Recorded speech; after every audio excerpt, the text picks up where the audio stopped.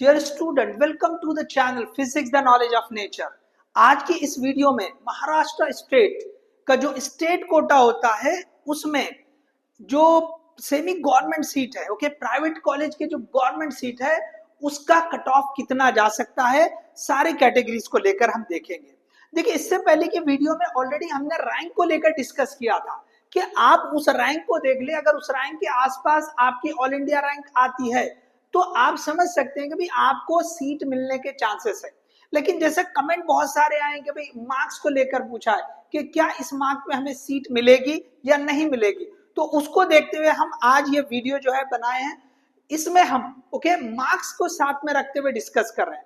तो बेस फिर से वही रहेगा कि भाई जो रैंक आएगी, रैंक के बेस पे अब जो मार्क्स है उसको हम डिस्कस करेंगे, क्योंकि हर एक रिजल्ट आने के बाद हर एक के पास ऑल इंडिया रैंक अवेलेबल है, तो उसको बेस मानते हुए हम जो है यहाँ पे डिस्कस कर रहे हैं। देखिए, यहाँ पे जो टेबल बनाया हुआ है उसमें ये जो पहला कॉलम है, जैसे ये यहाँ पे कैटेगरीज बताए हैं, उसके बाद ये जो कॉलम है ये प्राइवेट कॉलेज के जनरल कोटे की बात कर रहे हैं।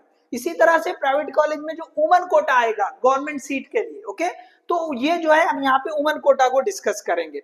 तो सबसे पहले देखिए, यहाँ पे इस साल जो है अनरिजर्व कैटेगरी में सेमी गवर्नमेंट जो सीट होगी उसकी रैंक कितनी जा सकती है।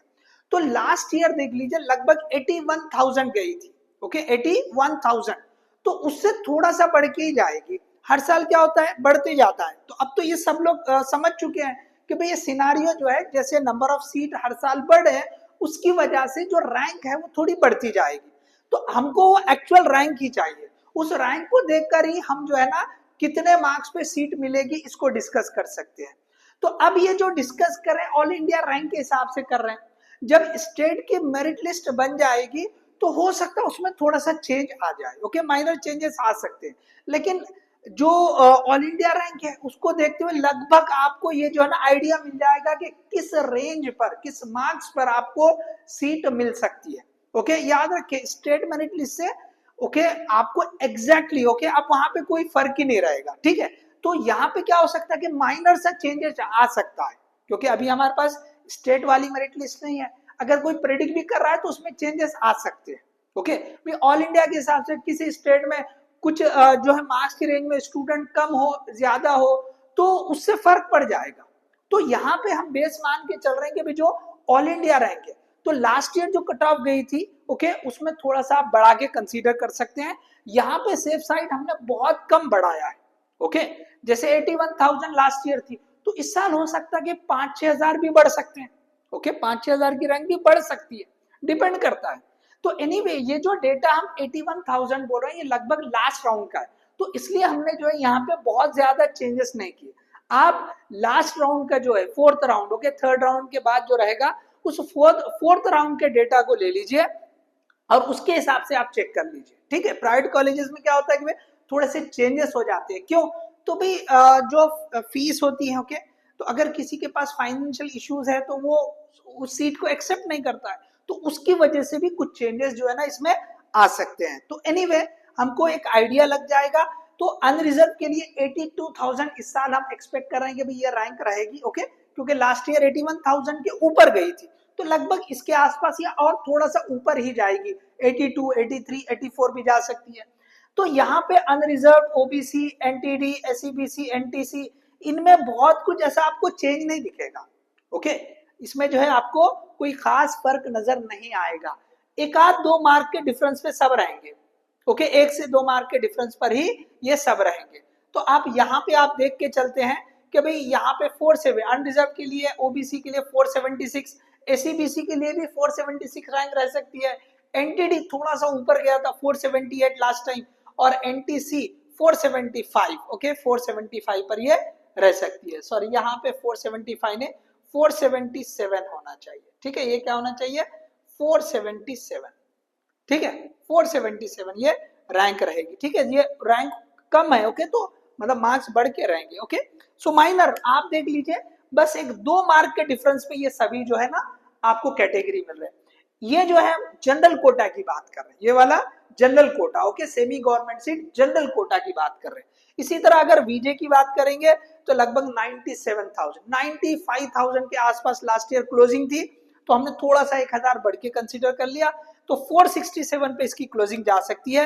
एनटीबी के लिए लगभग 1.25 लाख 1,25,000 के आसपास क्लोजिंग थी, तो उसको देखते हुए यहाँ पे लगभग हमने 1,27,000 कंसिडर किया। तो ये जो कट ऑफ जा सकती है 448 पर। एससी के लिए लगभग 1,60,000 के ऊपर गई, 1,62,000 लास्ट ईयर की कट ऑफ थी, उसी के आसपास ले सकते हैं आप 1,65,000 या 1,70,000, क्योंकि काफी अब रैंक आगे बढ़ गया है, तो 2-4 हजार से जो है ना बहुत ज्यादा मार्क्स में फर्क नहीं पड़ेगा। ओके, तो आपको यहाँ पे लगभग 421 जो है एससी की कट ऑफ रैंक जा सकती है ओके प्राइवेट कॉलेज में। इसी तरह से एसटी की बात करेंगे तो 321 ये कट ऑफ रैंक जा सकती है। अब देखिए ये तो हमने जनरल कोटा की बात की थी, अगर हम प्राइवेट कोटा की बात करेंगे ओके प्राइवेट वाले कोटा की बात करेंगे तो यहाँ पर भी ये जो आप कैटेगरीज देख रहे हो ना, ये अनरिजर्व, ओबीसी, एनटीडी, एससीबीसी, तो ये एनटीसी, इसमें कोई फर्क ज्यादा नहीं है, बस 2 मार्क का, 1 से 2 मार्क का फर्क आपको दिखेगा। लगभग सबकी क्लोजिंग जो है ना 80,000 के आसपास ही हुई थी लास्ट ईयर, 80,000, 79,000, 81,000, बस इसी पे ओके क्लोजिंग हुई थी। तो इस साल भी लगभग 1-2 हजार फर्क पकड़ लीजिए आप, वहीं पे क्लोजिंग होने के चांसेस है।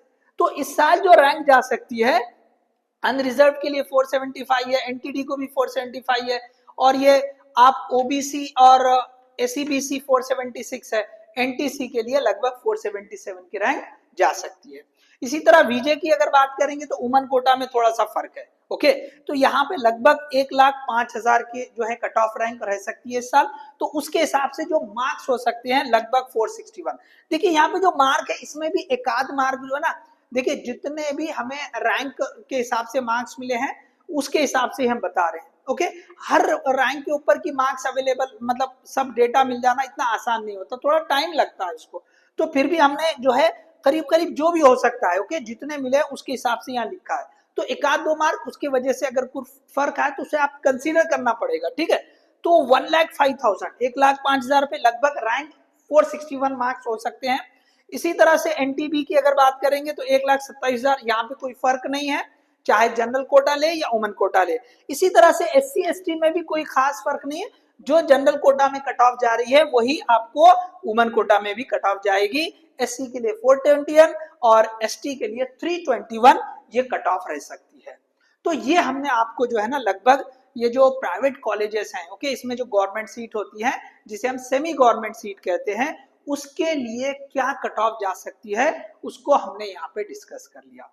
तो होप आपको जो है इस डेटा से जो है ना हेल्प मिलेगी, आपको एक अंदाजा आ जाएगा कि भाई हम जो है किस जो है रेंज में है, हमें जो है सीट मिल सकती है या नहीं मिल सकती है, तो उसके हिसाब से आप आगे की प्लानिंग कर सकते हो। आपको जैसे ओके होप आपको सीट मिलेगी, ठीक है। आप जैसे इस रेंज में देख रहे हैं कि भाई आप ओबीसी आपकी जो है कैटेगरी है और आपकी रैंक जो है 80,000 आ रही है, तो यहाँ 82,000 रैंक हम जो है कट ऑफ बता रहे हैं उसके आसपास है, तो आपको सीट मिलने के चांसेस बिल्कुल है, बहुत ज्यादा चांसेस आप है कि आपको सीट मिल जाएगी। तो अब आप ये देखें भाई आपके ये रैंक है, ये जो है, तो इस पे आपको कौन से कॉलेज मिल सकते हैं, थोड़ा सा वर्कआउट कर सकते हैं। हम भी बहुत जल्द उसके ऊपर वीडियो लेकर आएंगे कि भाई आपको जो है ना किस रेंज में कौन से कॉलेजेस मिलेंगे ओके, उसको भी हम डिस्कस करेंगे। लेकिन आप भी अपने तौर पे जो है ना वर्कआउट कर सकते हैं, ठीक है। आप प्लान करें, आगे की प्लानिंग करें कि भाई हमें कौन से कॉलेजेस मिलेंगे। अगर आप जैसे यहाँ पे आपकी जो है 6 एनटीडी में आपकी 60,000 रैंक है, तो आपको 60,000 रैंक मतलब इसके कंपैरिजन में काफी अच्छी रैंक है आपकी, तो आपको अच्छा कॉलेज में मिल सकता। तो आप वर्कआउट करेंगे भी 60,000 लास्ट ईयर ओके 60,000 के आसपास कौन से कॉलेजेस में क्लोजिंग हुई थी, तो आपको जो है ना एक रफली आइडिया मिल जाएगा कि हम ये कॉलेज हमारे रेंज के हैं कि इसमें हमें मिल सकता है। तो इस तरह से आप जो है वर्कआउट कर सकते हैं। सो होप आपको ये वीडियो पसंद आई होगी, इसे ज्यादा से ज्यादा लाइक करें, शेयर करें, चैनल को सब्सक्राइब करें। All the best, thank you.